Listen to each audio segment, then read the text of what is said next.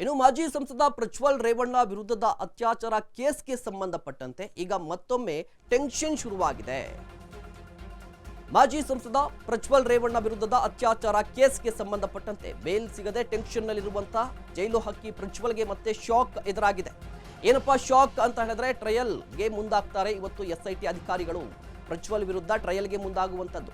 ಪ್ರಜ್ವಲ್ ವಿರುದ್ಧ charge sheet ಸಲ್ಲಿಕೆ ಆಗಿದೆ. ಚಾರ್ಜ್ ಫ್ರೇಮ್ ಮಾಡಿ ಟ್ರಯಲ್ ಆರಂಭ ಮಾಡ್ತಾರೆ ಇವತ್ತಿನಿಂದ. ಪರಪ್ಪನ ಅಗ್ರಹಾರದಿಂದ ಜನಪ್ರತಿನಿಧಿಗಳ ಕೋರ್ಟ್ಗೆ ಇವತ್ತು ಹಾಜರುಪಡಿಸ್ತಾರೆ. ಆರೋಪಿಯನ್ನ ಕೋರ್ಟ್ ಮುಂದೆ ಹಾಜರುಪಡಿಸ್ತಾರೆ SIT ತಂಡ. ಪ್ರಜ್ವಲ್ ರೇವಣ್ಣನವನ್ನ ಇವತ್ತು ಕೋರ್ಟ್ಗೆ ಹಾಜರುಪಡಿಸ್ತಾರೆ ಅಂತ. ಇಡೀ ಪ್ರಕರಣ ಸಾಕಷ್ಟು ವಾದ ವಿವಾದ ತನಿಖೆ ಎಲ್ಲವೂ ಕೂಡ ಕಂಪ್ಲೀಟ್ ಆಗಿರುವಂಥದ್ದು. ಚಾರ್ಜ್ ಶೀಟ್ಸ್ ಕೂಡ ಸಲ್ಲಿಕೆ ಆಗಿದೆ. ಇದರ ನಡುವೆ ಜಾಮೀನಿಗೆ ಅರ್ಜಿಯನ್ನು ಸಲ್ಲಿಸಿದ್ರು ಪ್ರಜ್ವಲ್ ರೇವಣ್ಣನವರು. ಜಾಮೀನು ಅರ್ಜಿ ಸುಪ್ರೀಂ ಕೋರ್ಟ್ನಲ್ಲಿ ವಜಾ ಆಯಿತು. ಈ ಶಾಕ್ನಲ್ಲಿರುವಂಥ ಪ್ರಜ್ವಲ್ ರೇವಣ್ಣನವರಿಗೆ ಈಗ ಮತ್ತೊಂದು ಶಾಕ್ ಏನಪ್ಪಾ ಅಂತ ಹೇಳಿದ್ರೆ ಇವತ್ತಿನಿಂದ ಟ್ರಯಲ್ ಶುರುವಾಗುತ್ತೆ ಅಂತ ಹೇಳಿ. ಈ ಬಗ್ಗೆ ಇನ್ನಷ್ಟು ಮಾಹಿತಿಯನ್ನು ಪಡೆಯೋಣ. ನಮ್ಮ ಪ್ರತಿನಿಧಿ ಶರತ್ ದೂರವಾಣಿ ಸಂಪರ್ಕದಲ್ಲಿದ್ದಾರೆ. ಶರತ್, ಈಗಾಗಲೇ ಒಂದು ಶಾಕ್ನಲ್ಲಿದ್ದಾರೆ ಪ್ರಜ್ವಲ್ ರೇವಣ್ಣನವರಿಗೆ, ಜಾಮೀನು ಸಿಕ್ಕಿಲ್ಲ. ಈಗ ಮತ್ತೊಂದು ಶಾಕ್ ಎದುರಾಗಿರುವಂಥದ್ದು. ಕಂಪ್ಲೀಟ್ ಡೀಟೇಲ್ಸ್ ಕೊಡೋದಾದ್ರೆ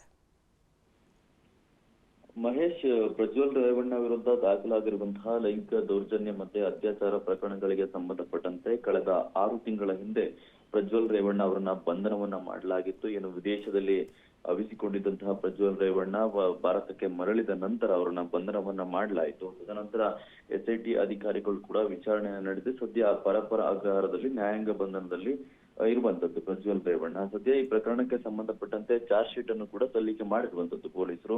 ಸದ್ಯ ಈಗ ನ್ಯಾಯಾಲಯದಿಂದ ತೀರ್ಪನ್ನ ಪಡೆಯೋದಕ್ಕಿಂತ ಮುಂಚೆ ಟ್ರಯಲ್ ಅನ್ನ ಆರಂಭವನ್ನ ಮಾಡಬೇಕಾಗುತ್ತೆ. ಆ ಹಿನ್ನೆಲೆಯಲ್ಲಿ ಟ್ರಯಲ್ ಆರಂಭಿಸುವುದಕ್ಕೆ ಇವತ್ತು ಅನುಮತಿಯನ್ನ ಪಡೆದುಕೊಂಡು ಚಾರ್ಜ್ ಫ್ರೇಮ್ ಅನ್ನ ಮಾಡುವಂತಹ ಕೆಲಸವನ್ನ ಇವತ್ತು SIT ಅಧಿಕಾರಿಗಳು ಮಾಡ್ತಾ ಇರುವಂತದ್ದು. ಪರಪ್ಪನ ಅಗ್ರಹಾರದಲ್ಲಿರುವಂತಹ ಪ್ರಜ್ವಲ್ ರೇವಣ್ಣ ಅವರನ್ನ ಇಂದು ಜನಪ್ರತಿನಿಧಿಗಳ ವಿಶೇಷ ನ್ಯಾಯಾಲಯದ ಮುಂದೆ ಹಾಜರನ್ನ ಪಡಿಸಿ ತದನಂತರ ನ್ಯಾಯಾಲಯದ ದೋಷಾರೋಪ ಪಟ್ಟಿಯ ಮೇಲ್ಗಡೆ ಟ್ರಯಲ್ ಅನ್ನ ಆರಂಭ ಮಾಡೋದಕ್ಕೆ ಅನುಮತಿಯನ್ನು ಪಡೆದುಕೊಂಡು ಇವತ್ತಿನಿಂದ ಟ್ರಯಲ್ ಅನ್ನ ಆರಂಭವನ್ನ ಮಾಡ್ತಾರೆ.